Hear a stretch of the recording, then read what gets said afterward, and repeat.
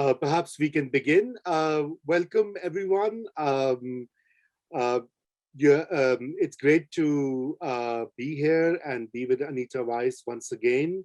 Uh, as you all know, this is a talk and a discussion centered on her new book. I have it. I'm not sure if you can see it, but if you haven't bought the book, please do order it right after this panel discussion. Countering Violent Extremism in Pakistan, Local Actions, Local Voices. This is a very important book in the current context of Pakistan, where issues of extremism are still alive and present, and the society and Pakistanis are trying to grapple with this issue. So let me formally introduce Anita Weiss, who is a professor at the University of Oregon, but I'll just read out her bio. Anita Weiss received her doctorate in sociology from UC Berkeley and is a professor of international and global studies at the University of Oregon. She has published extensively on social development, gender issues, and political Islam in Pakistan. She was in Pakistan between 2016 to 2019, conducting interviews for this book, which is her eighth.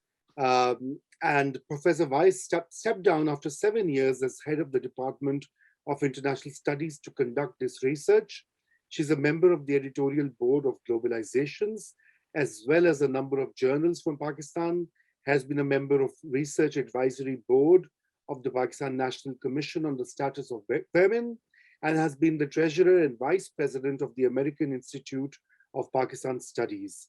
She has also served as the chair of South Asia Council of the Association for Asian Studies and has received numerous awards, fellowships, and grants related to her work. Our panelist, John Esposito, is a university professor. He is a professor of religion and international affairs and the founding director of the Prince Al Walid bin Talal Center for Muslim-Christian Understanding of the Bridge Initiative, Protecting Pluralism, Ending Islamophobia at the Georgetown University. He's also the past president of the American Academy of Religion and Middle East Studies, Association of North America, and has more than 55 books under his name, which includes some very famous books such as Islam, The Straight Path, The Future of Islam, Who Speaks for Islam, What a Billion Muslims Really Think, and many more. Professor Esposito's writings are have been translated into more than 45 languages. And of course, last but not the least, is Farahnaz Ispahani, who also joins us on this panel from Washington, D.C. She's a human rights advocate specializing in advocacy for religious minorities and women's rights. She's a global fellow at Woodrow Wilson Center, a senior fellow at the Religious Freedom Institute, and a member of Anti-Defamation League Task Force on Middle East Minorities in Washington, D.C. Ispahani is a former politician who served as a member of the National Assembly of Pakistan between 2008 to 2012. In Parliament, she focused on issues of terrorism, human rights, gender-based violence, minority rights, and US-Pakistan relations. As a journalist, she was the executive producer and managing editor of Voice of America's Urdu TV and has also worked at ABC News, CNN, and the MSNBC. Her most recent book is entitled Purifying the Land of the Pure, A History of Pakistan's Religious Minorities. With this eminent panel, we shall begin our conversation this afternoon or evening, wherever you are.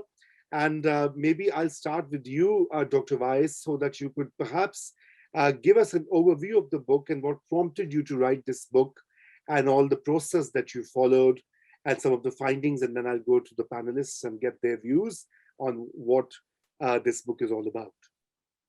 Thank you, Raza. And don't forget to introduce yourself later, because his bio is equally eminent as Farahnaz and John Esposito's are.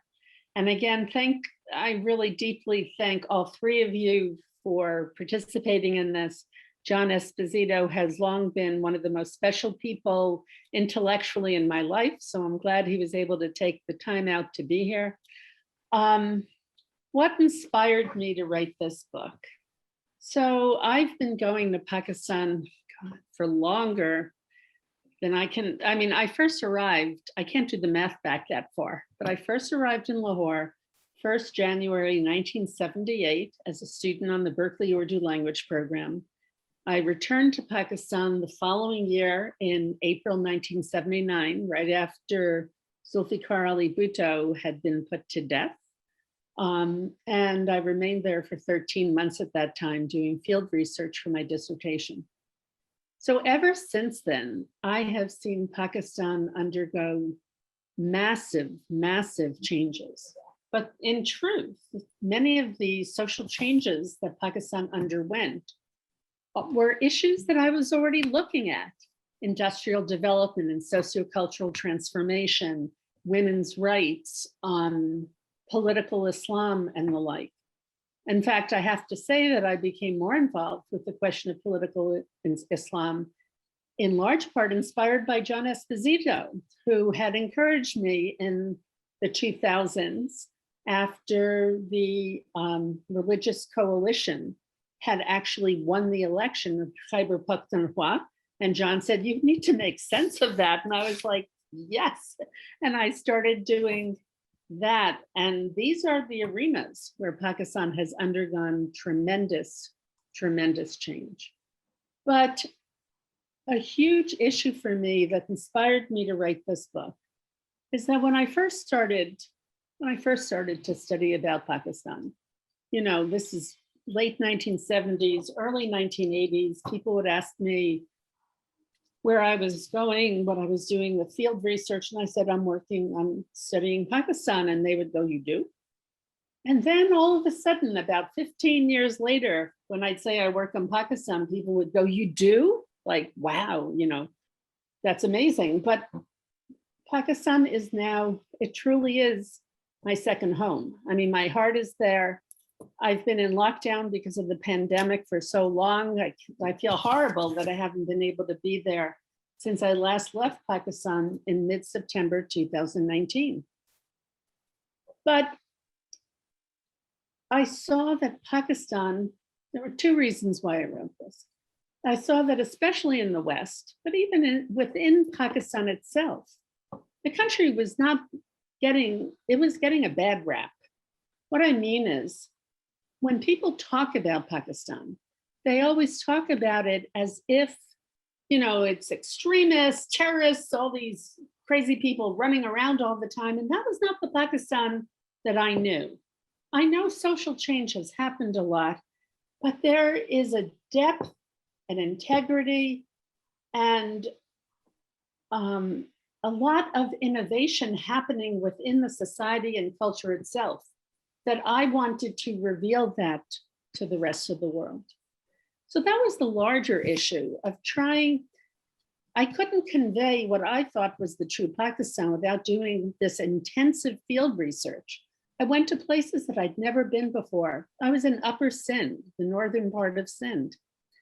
I'd never been there. And I feel like this was such an exciting culture that I hadn't seen before. And each person, I met scores of people who I interviewed. And each person who I interviewed, each musical gathering I attended, each religious leader I spoke with, just made me feel like I was learning so much from these people. And they were helping me to put together this jigsaw puzzle of what Pakistan truly was. So this is the larger issue, but the more specific issue was the events of the attack on the Army Public School in December of 2014. And I write about it in the foreword of the book, that I was sitting at a friend's house and the then Prime Minister Nawaz Sharif came on television and announced the terrorist attack on the Army Public School in Peshawar. And with his very somber, usual face, he said, "Afsos hai." Now, afsos hai can mean it's sad, but can also mean too bad. And I just felt that this was not the way that the prime minister of my other country should address this horrible catastrophe that ended up with a few hundred children killed in their classrooms and teachers killed. And it inspired me to go behind that, behind the narrative that terrorism was rampant in Pakistan, and to really try to uncover what were local people themselves doing to take a stance against terrorism and extremism. When I started out, I didn't really know exactly what I was doing. I'm very thankful to the Harry Frank Guggenheim Foundation for supporting my research. But as I spoke to people, as I returned to Pakistan, spent more time there, things began to fall into place. And so now we have the book itself has chapters on music, performance and dance, poetry, new kinds of educational institutions, religious leaders. I feel like I'm leaving one out. And then the final chapter is on smaller groups. And it's all about what people are doing to take a stand against extremism in Pakistan. And I was humbled to listen to their stories, but I'm especially anxious to go back because I want to do more research on this. I want to go into small villages. It'll be easiest in Punjab because Punjabi to Galandia, because I speak some Punjabi. But I also want to go back to smaller villages in Sindh and smaller villages in Khyber Pakhtunkhwa to talk with religious leaders to see what it is that they're trying to do to take a stance against extremism. I think also the chapter on art can be expanded much more. I talked about the Rang de Karachi in Karachi when these students at 2 a.m. would go out on the streets of Karachi and whitewash over hate language and put up stencils very quickly with signs of peace. I want to find, and I did go to Bahawalpur in southern Punjab and a few other places, but I know that it's happening more and more. So there's exciting things I want to do. I should say that what's on the cover, let's see if my virtual background can let people see it. So on the cover, you see the women of the Women's Action Forum who joined together with a noted dancer, and they went up to the shrine of Shahbaz Qalandar in Sewan in Sindh right after a suicide bomber tried to blow the shrine up. Because suicide bombers, extremists, are opposed to Sufism because they think that Sufism is an unacceptable derivative of Islam. And so I think I skipped over her name. Shima Kermani is the noticed, is the woman who right here is dancing, but joined by Amar Sindhu, a noted feminist activist from Sindh and one of the leaders of the Women's Action Forum. And they went to Shahbaz Qalandar's shrine and they defiantly performed the Damal, which is like a dance, but it's a religious act that you perform at a shrine. And in that defiance of performing the Damal, they were saying, you can't destroy us. You can't say that Sufism doesn't belong in Pakistan. This is part of who we are. And I was very moved by that photograph that they gave me. Hence, it's on the cover of the book. I think I've spoken long enough, and I will give the ball back to you, Raza. Thank you so much, Anita, for the background and the research and the impetus for putting this book together. I shall move on to our panelist, John Esposito, and maybe invite his views on the book and its various dimensions that Anita has tried to cover in terms of countering violent extremism and all the grassroots movements that she so meticulously has detailed. Yes, Thank you very much. I'm delighted to be here tonight. From my point of view, few scholars have had as long a track record of research and research trips and time in Pakistan, probably about 40 years worth. And often it seemed to me even more than once. Few have done research across Pakistan that focuses not only on what's going on in cities, but also and especially rural areas, and also that deal with issues of women, women's rights, youth, culture, and as we see in this book, the issues of extremism, the role of religion with violence and extremism, and how do we get beyond that? Countering violent extremism in Pakistan is based on and informed by an extraordinary and multifaceted body of fieldwork that demonstrates the extension to which poetry, art, music, education, religion have become tools in a movement to counter religious and political extremism, violence, and terrorism. I've enjoyed something of a career writing, etc., but the ability on a research project and in a single book to deal with poetry, art, music, education, and religion, this is very multifaceted. Reading your book, Anita, brought back memories about what Pakistan was like during the Bhutto years, and then the quantum shift with Zia-ul-Haq and the post 9/11 days. I first visited Pakistan in 1973 when Zulfikar Ali Bhutto was in power on an AIPS US government-funded project, one of the first ones, with Hafiz Malik, who sadly died a year ago, an incredible Pakistani-American scholar. I visited and interviewed American and Pakistani officials, cross-section of people, religious leaders, mosques, churches, the Jamaat-e-Islami, bishops, universities, and students. I continued over the years to return for lectures, research, and writing purposes, and to serve as a kind of US-Pakistan consultant on religion and education, with a special emphasis on Islamization under Zia-ul-Haq, because that was the period that was blossoming when I had these opportunities, and its dangerous results. Anita, your chapter on religion, to focus on that, at this particular point, my comments, is masterful.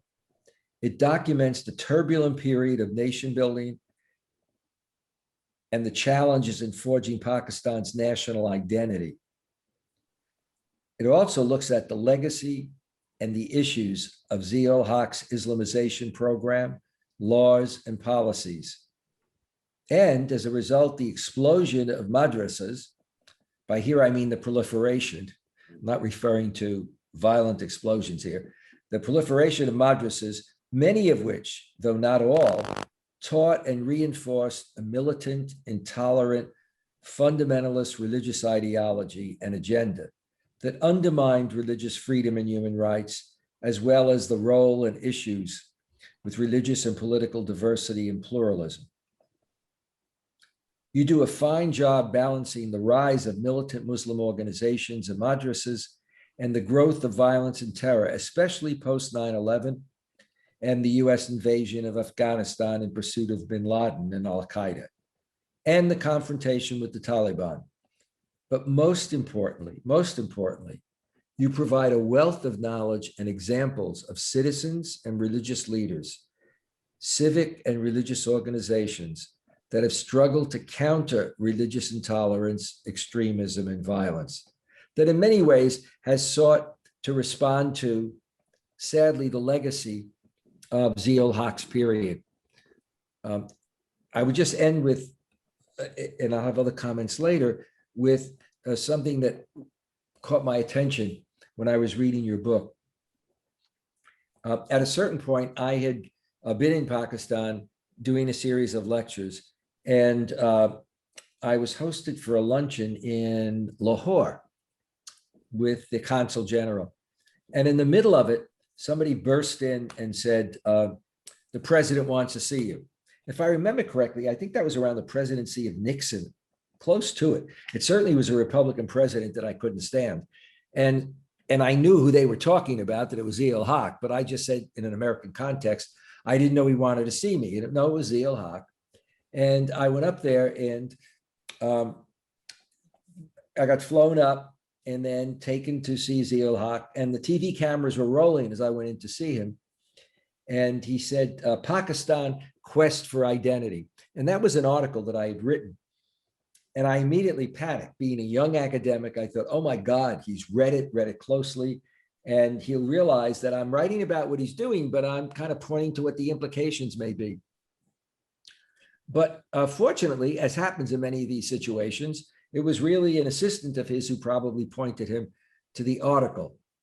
But what I did see in that post period was the extent to which someone who came into power, a 4-star general, who many thought would last for 90 days, he himself said it would be 90 days. I remember in America, there was a speech that he gave, and they had a commentator who had been the chief speechwriter for President John Kennedy saying, in effect, this person means well, but it was clear he didn't think very much of him. And there was Zia in power for a good 10 years until sabotage brought his plane down.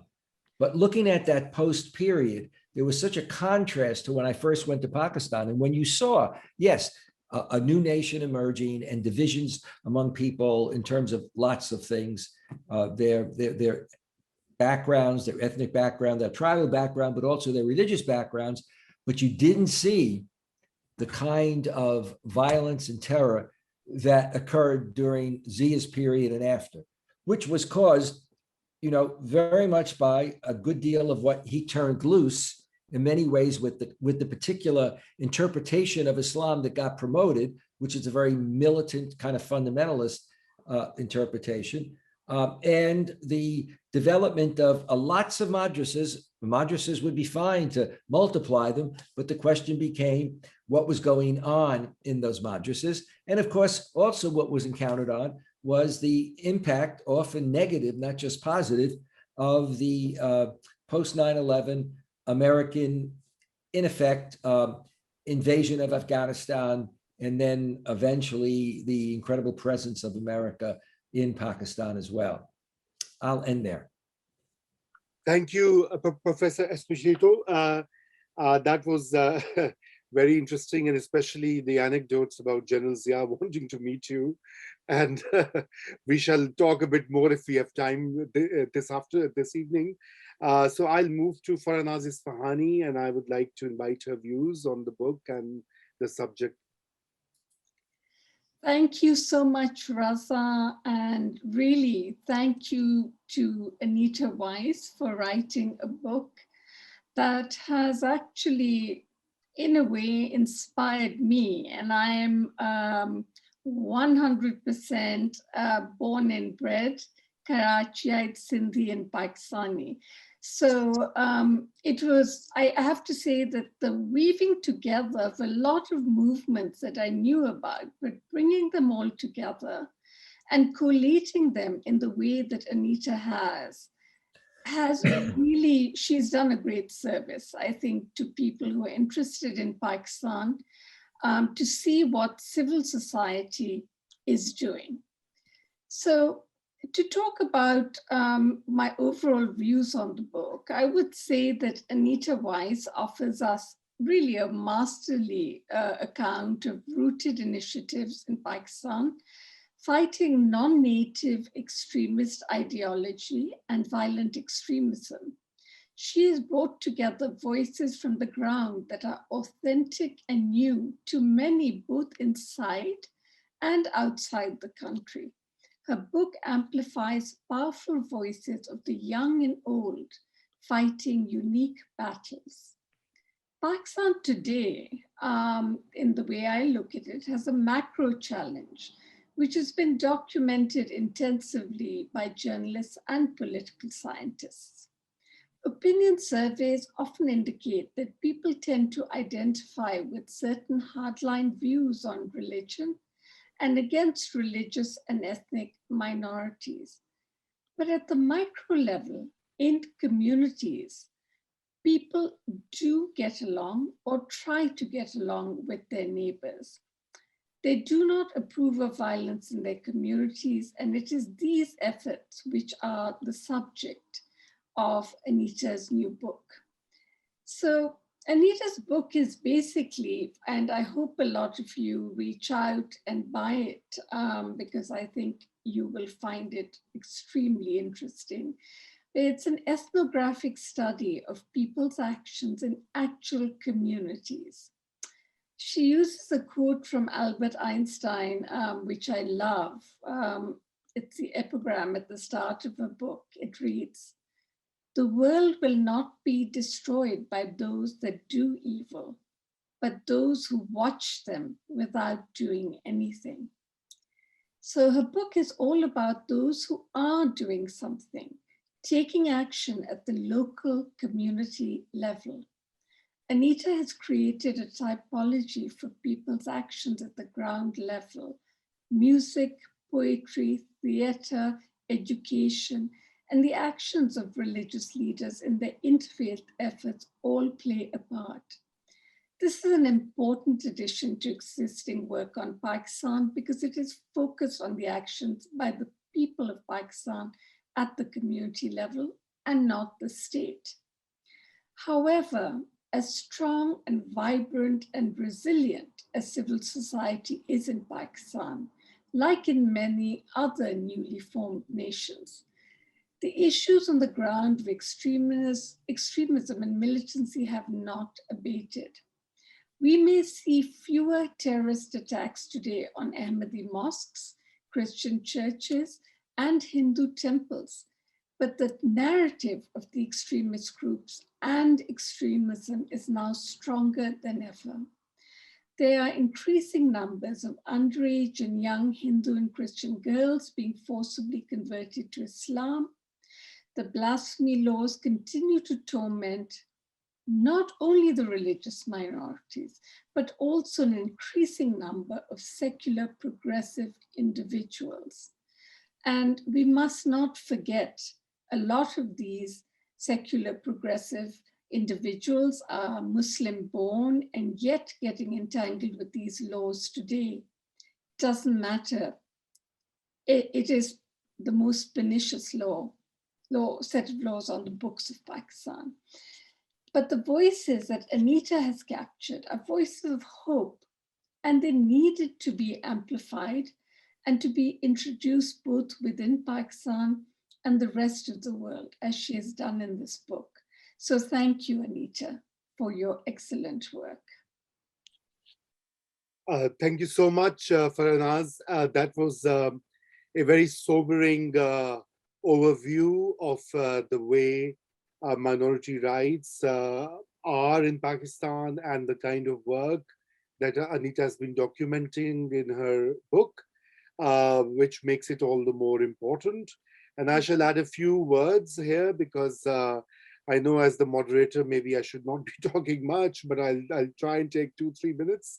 So I think there are 3 points I wish to make. I mean, the first, I think, has to do with the uniqueness of this work because, you know, what Anita's documentation of various grassroots movements, various networks, various efforts to counter extremist ideology and to resist it is a seminal work. I mean, no such work has actually been done by either a Pakistani or a non-Pakistani person or a scholar. And in that way, this book adds a lot of value and it provides a very useful basis and a foundation for further research, as Dr. Weiss mentioned in her initial remarks, that she herself wants to go and explore further areas. So I think that's the first point I want to make because, I mean, even within Pakistan, this area has not been explored and studied in as much detail as it should have been.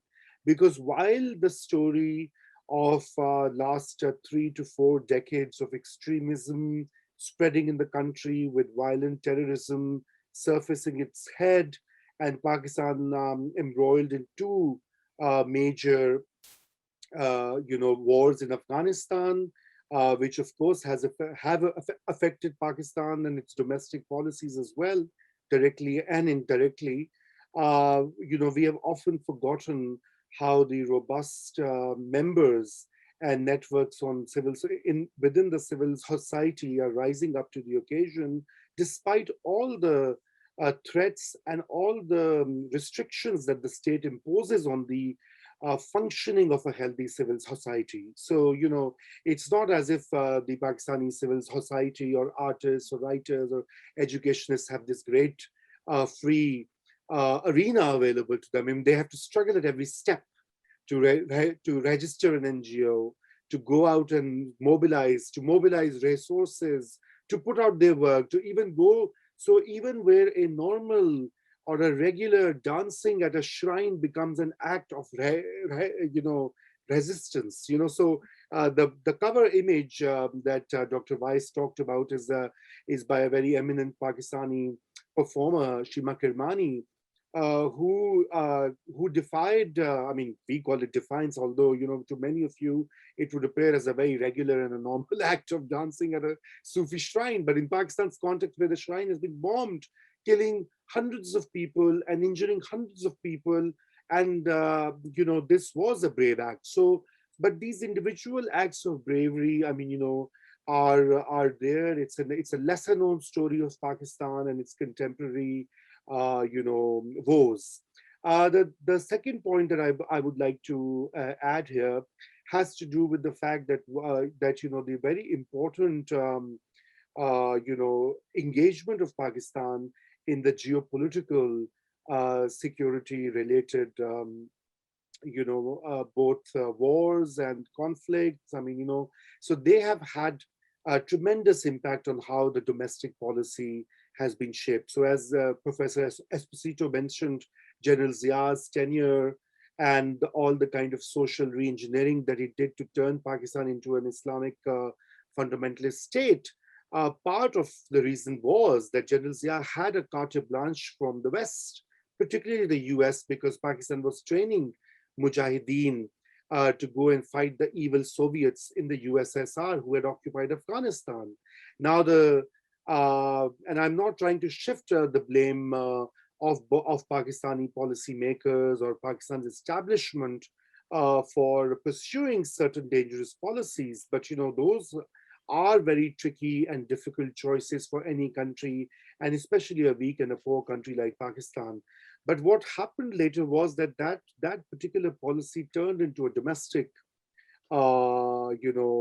instrument of foreign policy. So the jihadists were once useful to drive the Soviets out of Afghanistan, were found to be very useful actors to advance Pakistan's foreign policy goals in Indian administered Kashmir in the neighborhood, and then to retain some level of leverage in Afghanistan. And I think that's where the state kind of failed people, and it allowed the proliferation of this dangerous ideology, and it grew manifold.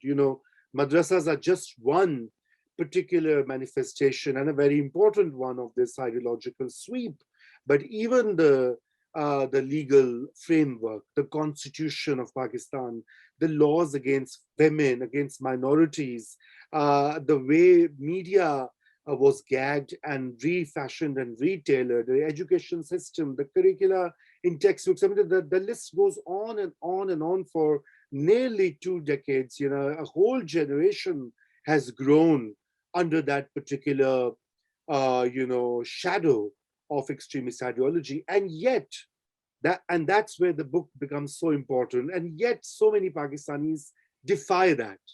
And I think that's the real heroism of everyday struggles that men and women across the length and breadth of Pakistan undergo, whether they're educationists, whether they're religious scholars, whether they are poets, whether they are artists, whether they're public art practitioners, which has all these chapters deal with these different themes of the book.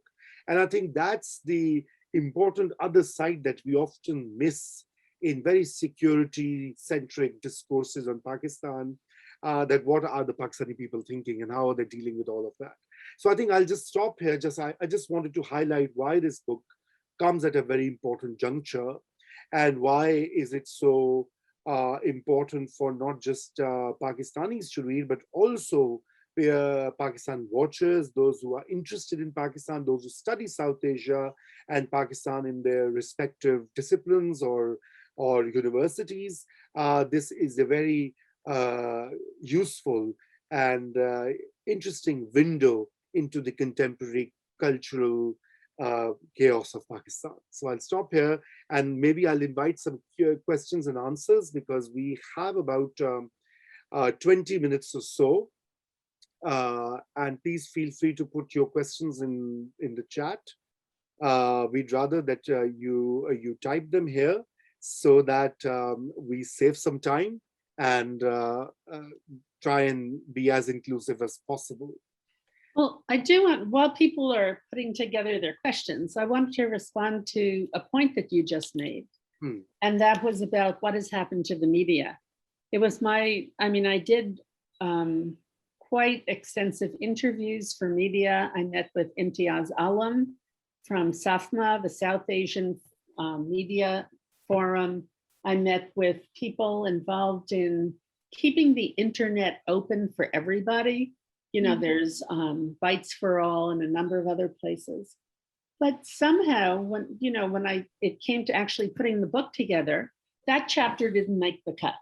And the only reason it didn't make the cut is I felt that I had so much, after I started writing it, I felt that I had so much more that I needed to understand better. So it didn't make it. I wanted to respond to something that John had said, though, about meeting with religious leaders. I mean, when I met with the Imam of the Badshai Mosque, I met with him a few times. And this was in part on the recommendation of Dr. Khalid Masood in Pakistan, who's been incredibly helpful to me over the years. And also Dr. Qibla Ayaz, who's now the head of the Council of Islamic Ideology.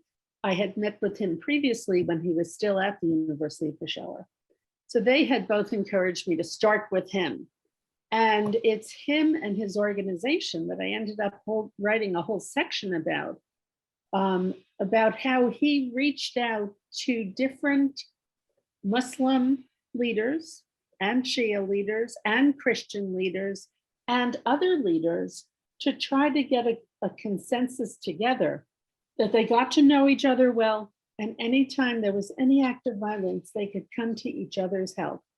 And I was really stunned at how many of them had served time in jail for standing up for the rights of Christians, for the rights of minorities and the like. When I met Maulana Zahid, who is the leader of the Ahle Hadith in Lahore, which is another faction of Sunni Islam in Lahore, I had expected to meet a very closed-minded person, right? Because this is what we think of Ahle Hadith. It's like the exact Quran. It's just, I know John has said there's no such thing as exact fundamentalism, but Ahle Hadith is as close to fundamentalism as you can get. And the man was inventive, he was humorous, he was happy to meet with me. And I learned so much, not only about how he himself and his congregation reach out to the local Christian community where they are, because they're in Firdaus Market, which is a relatively poor area of Lahore. But also, I learned more about how we so easily stereotype the different branches of Sunni Islam into things like rigid or closed-minded. In fact, at one point I said to him, "Oh, I'm surprised to hear you say that about something." And he said, "Why are you surprised?" And I said, "Well, you're Ahle Hadith. I mean, I didn't think you thought that way." And he had a good laugh over that. But I found that each and every Muslim religious leader and Christian leader who I met, especially in Lahore, but I also met with a number in Peshawar, in Multan, which is southern Punjab, and in other parts of the country. I was really taken by how dedicated they were to sort of cleaning the name of religion, that it's not religion that inspires people to terrorism, that it's politics and they have to get past it. Now, at one point, so Dr. Qibla Ayaz decided that he was going to have a Christmas cake cutting ceremony at the Council of Islamic Ideology, which is the central place in Islamabad, that the council's mandate is to determine if any laws are in contradiction to Islam, right? And they've had some more progressive leaders, like when Khalid Massoud Saab was director, and they've had less progressive leaders, like the religious leader who said that the Quran allows men to hit their wives. But that's another thing that we won't talk about today. But anyhow, so he had this Christmas cake cutting ceremony where he had invited leaders from every religion in Pakistan, Sikh leaders, Hindu leaders, leaders of every Muslim faction, every Christian, Catholic, Protestants, and the like. And as we were all getting together and all the people, every single person said something, and they were so happy that finally, for the first time ever, there was such an ecumenical ceremony at the Council of Islamic Ideology. And he leaned over to me and said, by the way, you're the chief guest. And I was like, okay, surprised me, but at the very end, he asked me to talk. And what I said to everybody was that I was really taken by the sincerity of what everybody had said in terms of their commitment to religious, plurality in Pakistan, to get to working together on religion. And I said, and now that the challenge is to bring it home to your constituencies. So there is a picture in the book of us cutting that, of the Christmas cake cutting ceremony. Anyhow, so I just wanted to add that. I see now that there's a couple of chats. I haven't seen them, but I'll leave it to Raza to. Yes, we have a few questions, but before I go there, I think Farahnaz Ispahani has a point to make. So please, Farahnaz, please unmute yourself.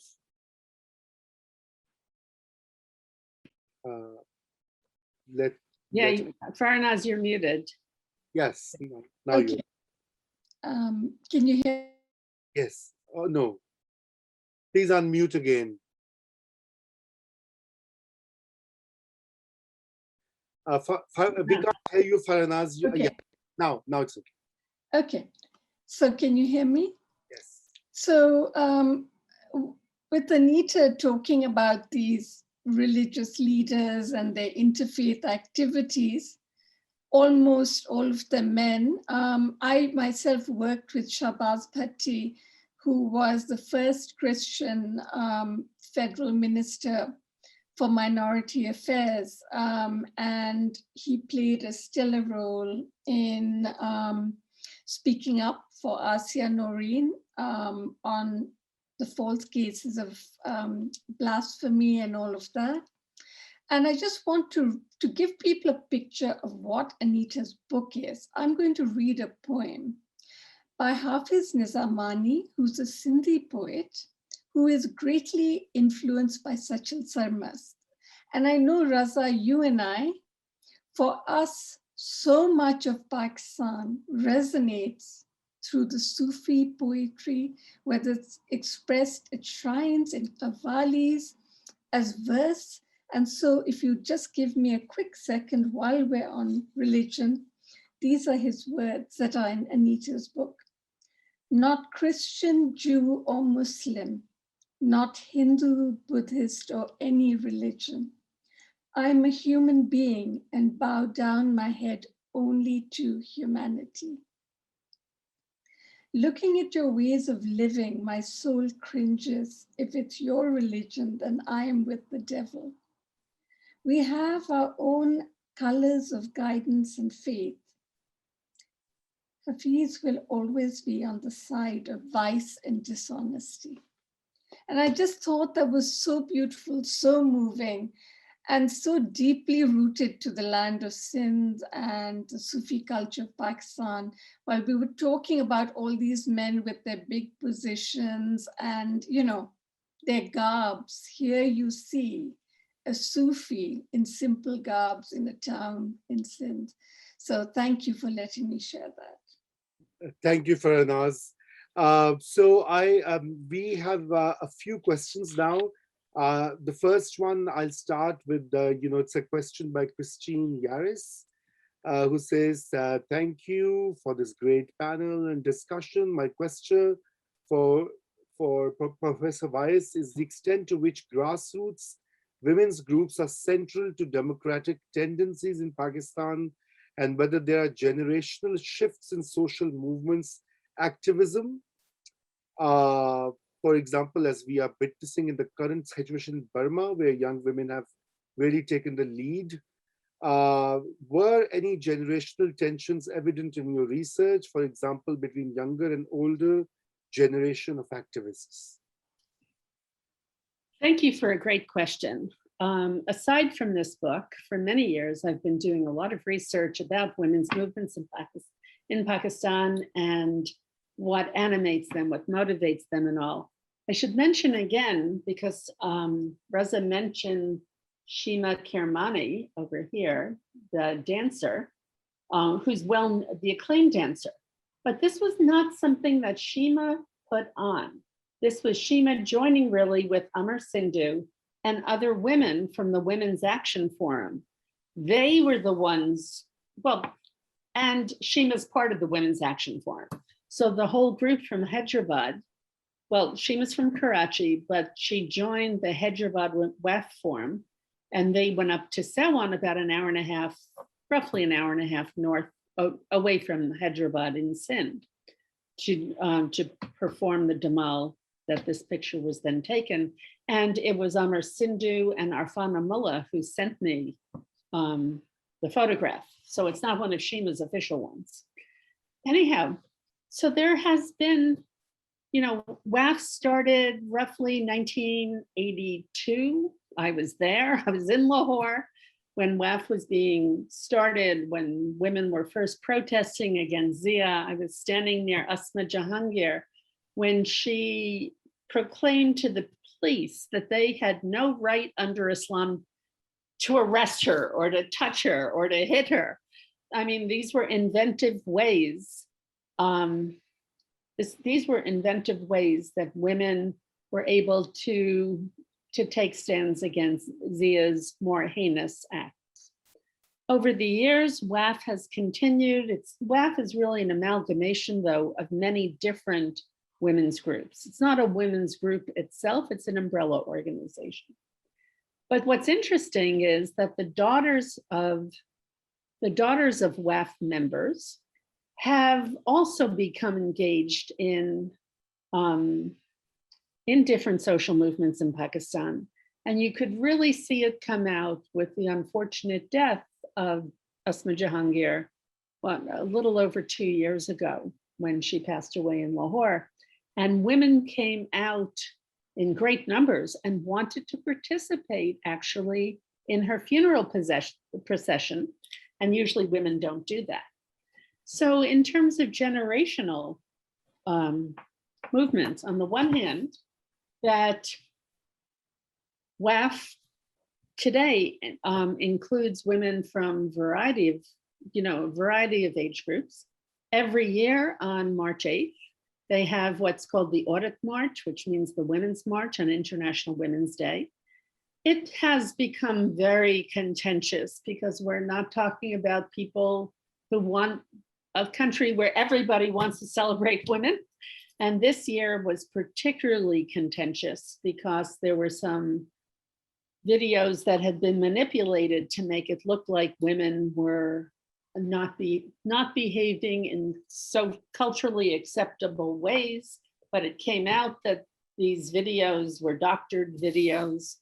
But I've participated in these audit marches when I've been in Pakistan on March 8th, and they are people of every generation. I will admit that the younger generation tends to walk further than we old women do. But I did write about a women's movement in Peshawar, and it's called. And it was founded by a very well-known women's activist from the Peshawar area. And I think people will enjoy reading about that. That's part of the groups that I wrote about in chapter 7. Right. Thank you. Thank you for addressing this question so comprehensively. And the next question is from Mashal Saif, who said, who wants to hear about how the different actors that you mentioned in your book relate to each other. For example, what is the relationship between the Women's Action Forum and ulama of Jamia Naimia? The Women's Action Forum and Naimia are both anti-terrorism, but how, if at all, do they or folks like them relate to each other? That's a really good question, Michelle. And in many ways, that wasn't, I didn't write about that because that was not the focus of this book. I mean, I feel like I could have gone on in many different tangential directions afterwards. But I mean, the only explicit example I can give is not in Lahore, where Naimi's mosque is. And Mashal and I have communicated that I interviewed him quite extensively as well. He's a Barelvi leader. And the Barelvis, at the time when I was interviewing him, were very concerned with Khatam and Nabuwat, the finality of the prophet, and this was a very key indicator. This is more for the other people who don't know what we're talking about. This is a key indicator is who is Pakistani, that if you don't believe in the finality of the prophet, are you Pakistani? But of course, that is really a diss on minorities. I really enjoyed talking with Naimi Saab. We talked about, he teaches in the madrasa that's attached to his mosque. And I was, you always have to find something common ground. So I said, what's your favorite course to teach? And I was quite surprised when he said methods. And he sends students out to a wide variety of mosques so they could find out about the educational backgrounds of the person who recites the khutbah on Fridays, who gives the speech on Fridays, and about whether or not they're actually educated enough that they should be able to give such a speech. And he was saying that most were not. So he and I were agreeing on many things until we came to that question of Khatam and Nabuwat, and we disagreed. I was like a little uncomfortable. But the other example I wanted to give actually was in Khyber Pakhtunkhwa. And I did not write about it in the book.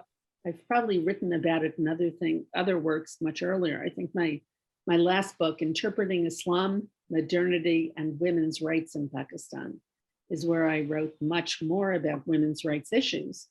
And I found it was sort of like strange bedfellows, that the Women's Action Forum that was based in Peshawar found itself in agreeing with the Jamaat-e-Islam in Peshawar, because they both wanted to get rid of, there is a practice that's common in that area, and I just forgot the name of it, but I'm sure Farahnaz, or you know this, Raza, the one where when somebody is killed in a family, you give a girl to that family as part of the compensation for coming to an agreement. And both of them were actively opposed to it, the Women's Action Forum, because the girl was going to live a life of unrelenting horror, because she was a constant reminder to the family that she was given to marry one of their sons, that one of her male relatives had killed somebody in their family. But the Jamaati Islami opposed it because there's nothing about this connected to Islam. And so it was very interesting. It's a cultural practice that neither group liked. And to what I know of is that's the only example where conservative religious groups have allied with the Women's Action Forum or progressive women's groups. Thank you. There's one more question from Jamila Beg. How do you see the role of global political powers that has modified Pakistan's policy during different time periods? Also during General Zia's time, madrasa's proliferation was directly related to removal of Russians. After that, it destabilized the power and internal security of Pakistan. That can be seen today as well. Well, first of all, it's important to remember that I was not talking about powers from outside of Pakistan in this book.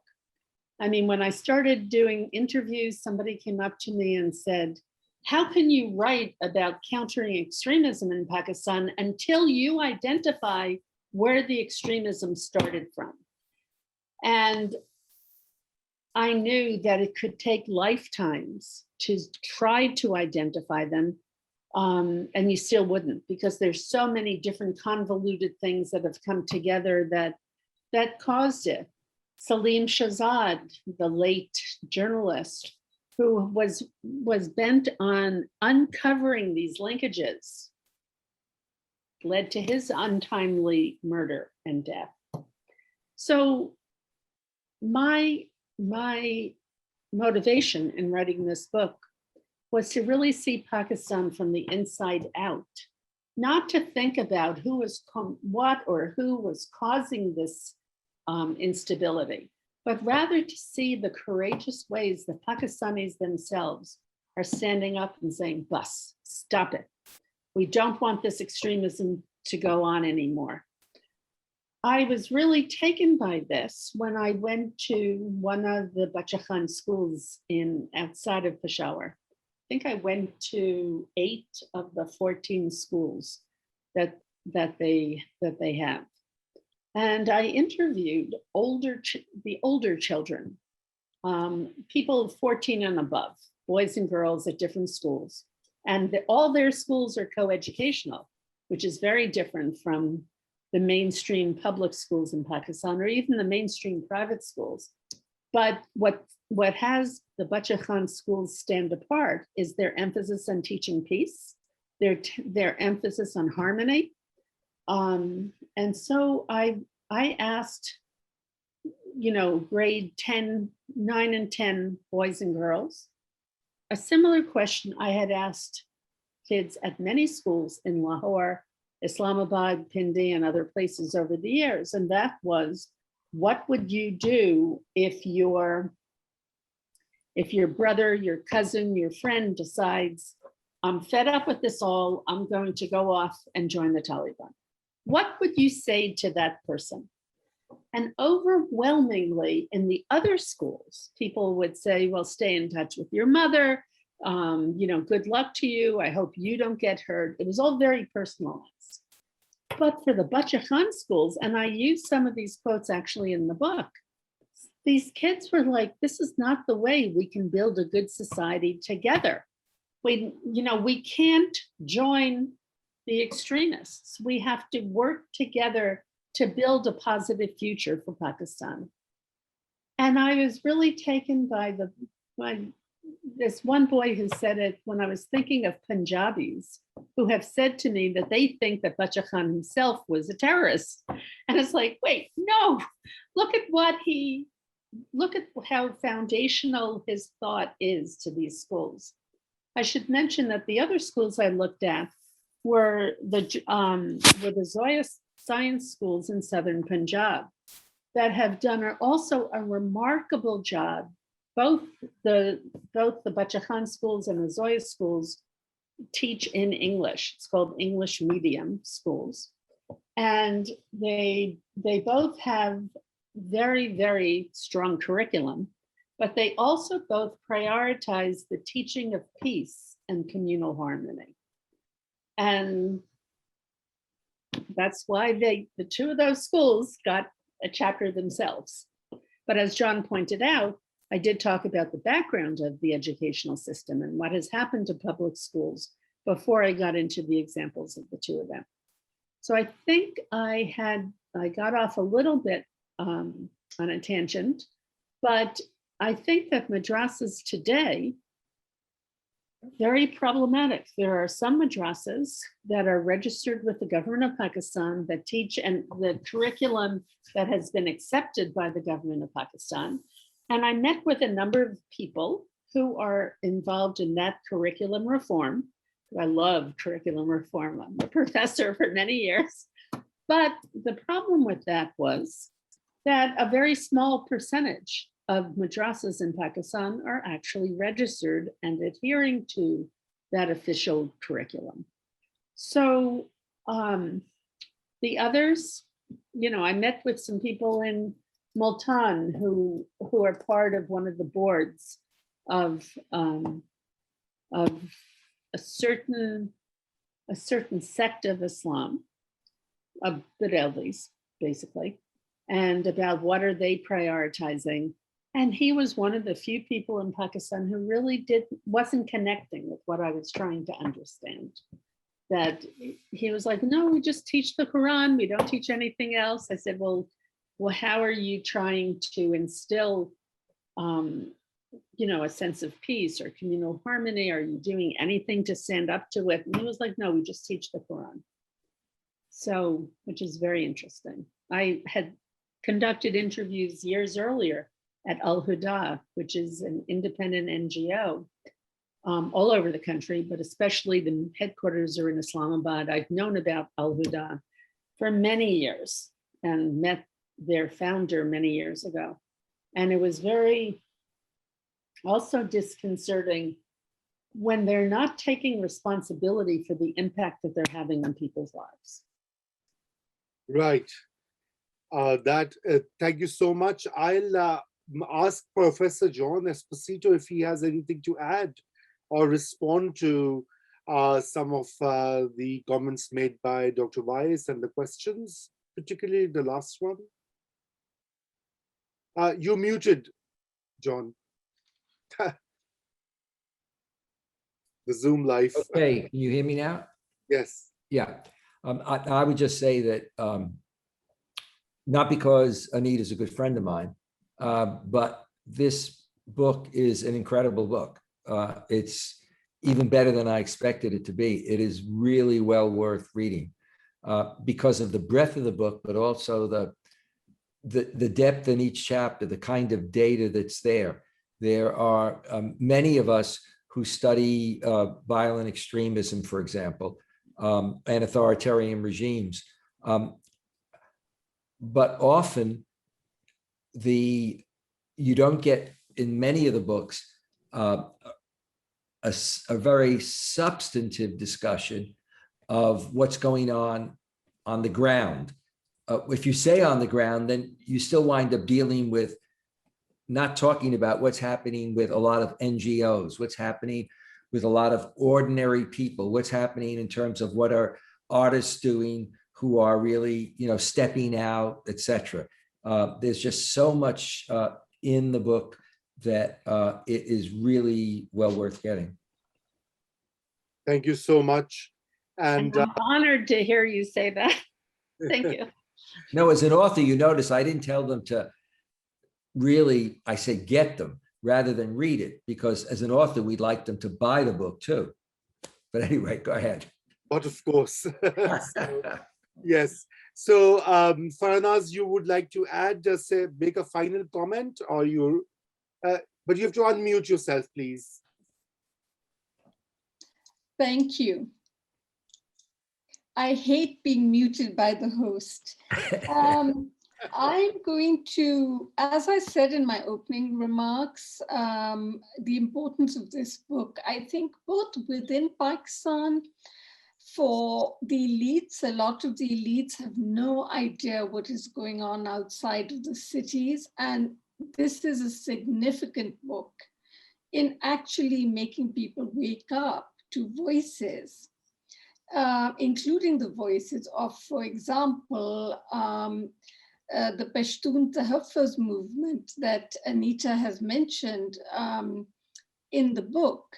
And as I love the poems in this book so much, I wanted to end with a poem by a young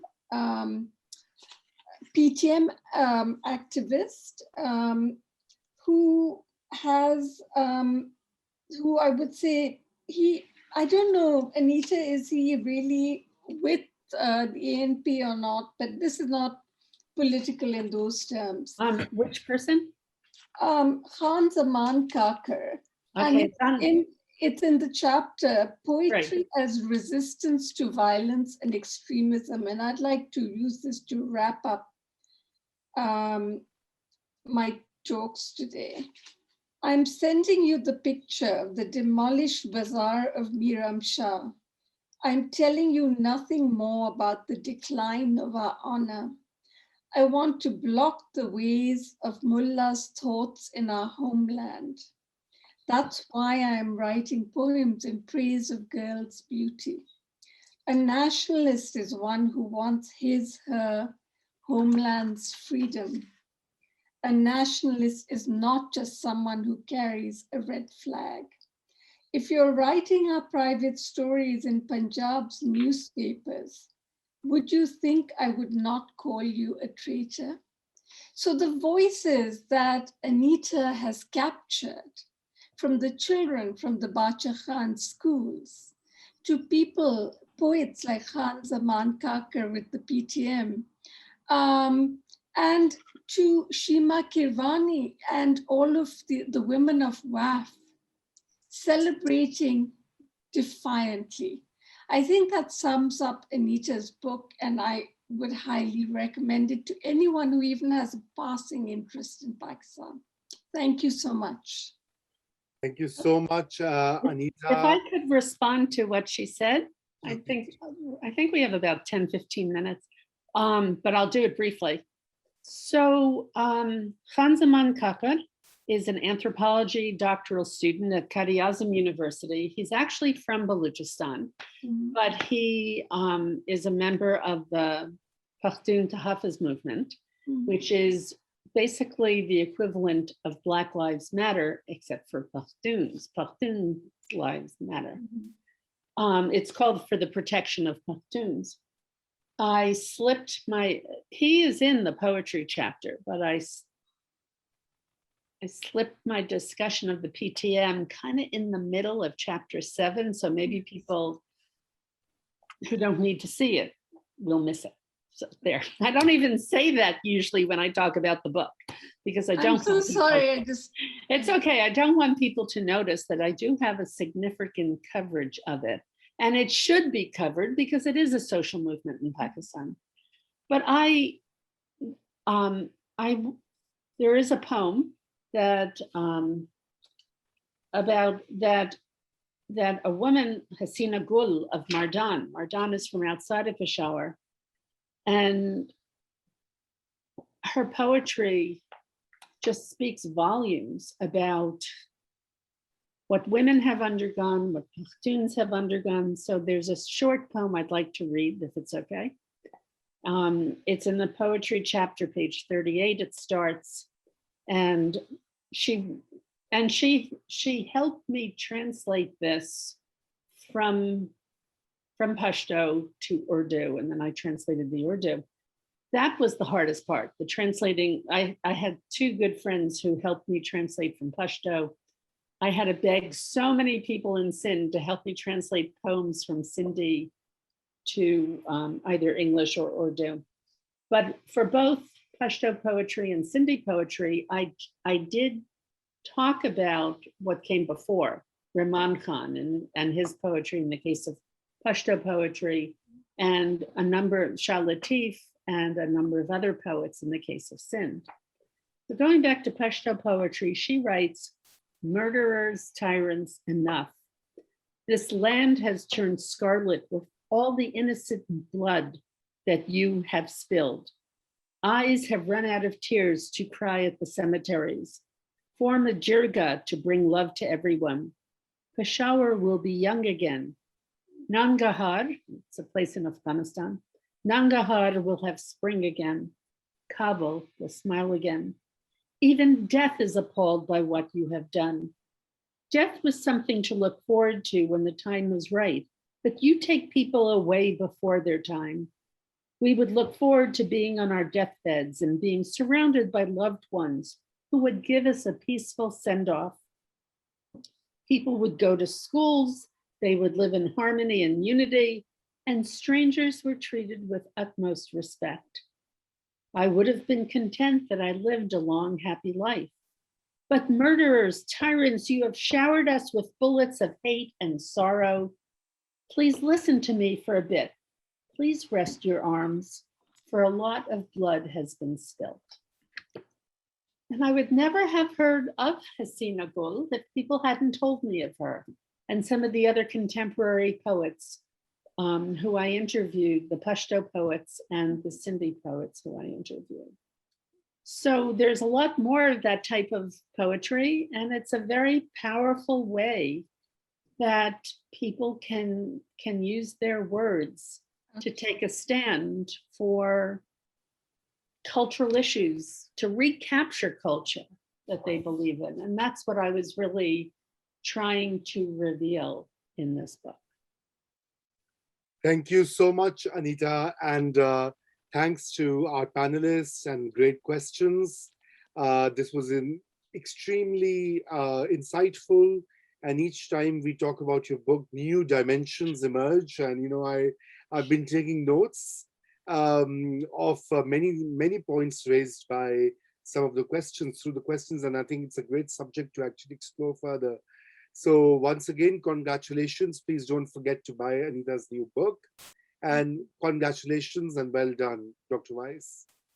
And let me just thank Farahnaz, John, and Raza again and again for agreeing to participate in this.